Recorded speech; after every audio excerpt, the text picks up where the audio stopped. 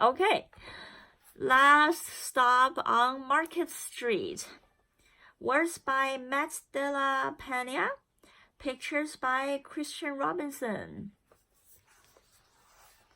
Oh, I think there is another book by Christian Robinson as well, but I forgot. I think maybe the ghost book. It's kind of look like his style a little bit. Okay, this one is a little bit long.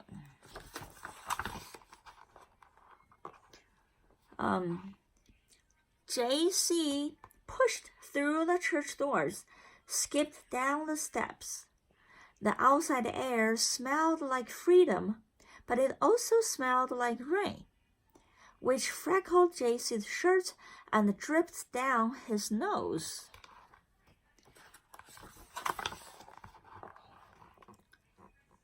He ducked under his Nana's umbrella, saying, "How come we gotta wait for the bus in all this wet? Trees get thirsty too," his Nana told him. "Don't you see that big one drinking through a straw?" JC looked for a long time, but never saw a straw. From the bus stop, he watched water pool on flower petals, watched the rain patter against the windshield of a nearby car. His friend Colby climbed in, gave JC a wave, and drove off with his dad. "Nana, how come we don't got a car?"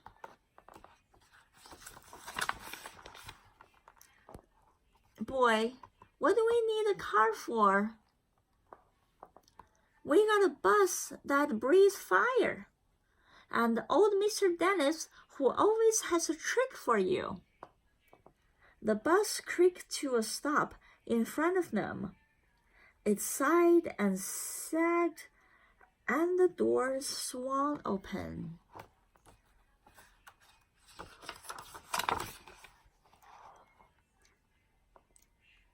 "What's that I see?" Mr. Dennis asked. He pulled a coin from behind JC's ear, placed it in his palm. Nana laughed her deep laugh and pushed JC along. They sat right up front. The man across the way was tuning a guitar, and the old woman with curlers had butterflies in a jar.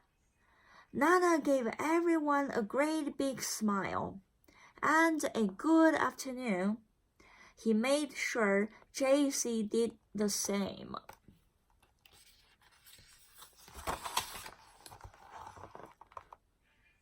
The bus lurched forward and stopped, lurched forward and stopped. Nana hummed as she knit.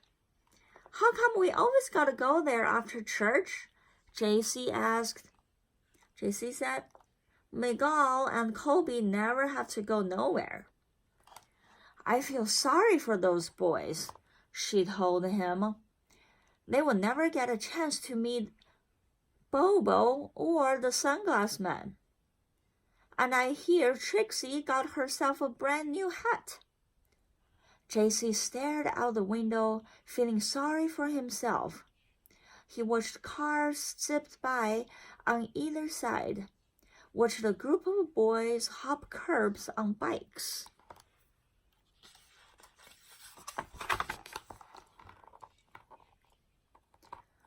A man climbed aboard with a spotted dog. JC gave up his seat. "How come that man can't see?" "Boy, what do you know about seeing?" Nana told him. "Some people watch the world with their ears." "That's a fact. Their nose too," the man said, sniffing at the air. "That's a mighty fine perfume you're wearing today, ma'am." Nana squeezed the man's hand and laughed her deep laugh.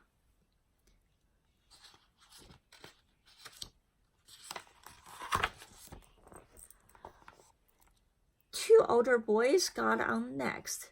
JC watched as they moved on by and stood in back. Sure, I wish I had one of those, he said. Nana set down her knitting. What for? You got a real live thing sitting across from you. Why don't you ask the men if they will play us a song? JC didn't have to. The guitar player was already plugging strings and began to sing.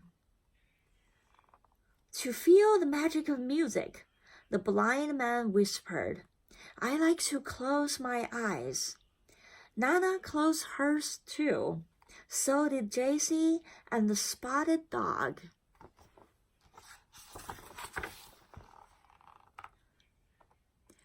And in the darkness, the rhythm lifted JC out of the bus, out of the busy city.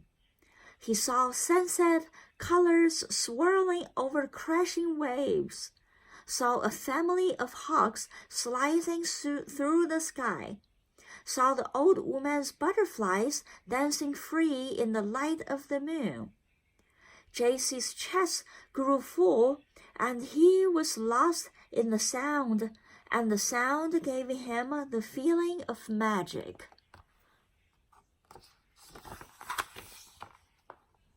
The song ended, and JC opened his eyes. Everyone on the bus clapped, even the boys in back. Nana glanced at the coin in JC's palm. JC dropped it in the man's hat. Last stop on Market Street, Mr. Dennis called.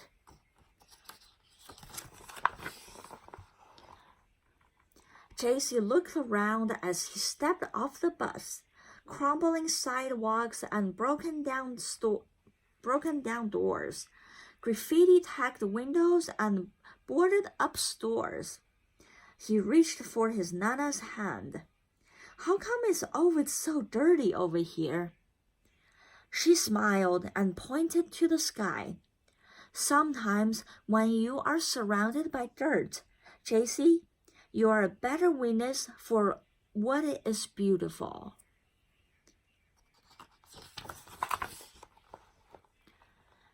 JC saw the perfect rainbow arching over their soup kitchen. He wondered how his Nana always found beautiful where he never even thought to look. He looked all around them again, at the bus around the corner out of sight, and the broken street lamps still lit up bright, and the stray cat shadows moving across the walls.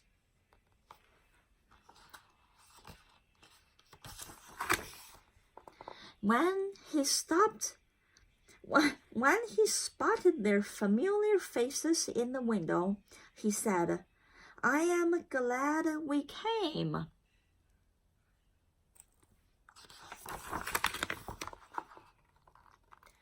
He thought his Nana might laugh her deep laugh, but she didn't. She patted him on the head and told him, Me too, JC. Now, come on.